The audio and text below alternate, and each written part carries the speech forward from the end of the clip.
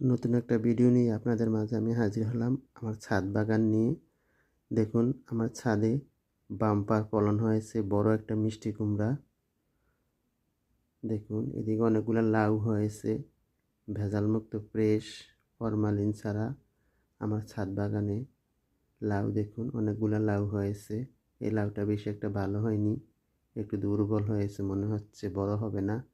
এই লাউটা আবার অনেক লম্বা হয়েছে, একটু বেঁকা তারা, তারপরে কিন্তু অনেক লম্বা হয়েছে, এটা আলহামদুলিল্লাহ। এদিকে আমার মিষ্টি কুমড়ার শাক আমার খুব প্রিয়। এই মিষ্টি কুমড়ার শাক দিয়ে আমি মাছ দিয়ে ঝোল রান্না করি। মিষ্টি কুমড়ার শাকগুলো সুন্দর হয়েছে মাশাল্লাহ।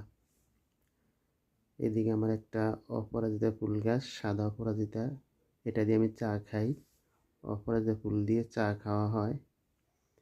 এদিকে আমার একটা ফসল যেমন সিম, অনেক সুন্দর সিম হয়েছে মাশাল্লাহ গাছে। দেখুন এবছর ছাদ বাগানে আমি অনেক খুশি, কারণ ফলন ভালো হয়েছে। এদিকে ডাটা বেশি একটা ভালো হয়নি ডাটাগুলা।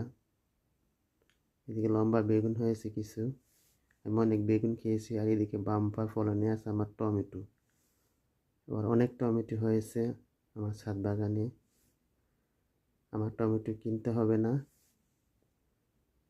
তা আমার ছাদ বাগান কেমন হয়েছে সবাই কমেন্টে জানাবেন। সবাইকে ধন্যবাদ।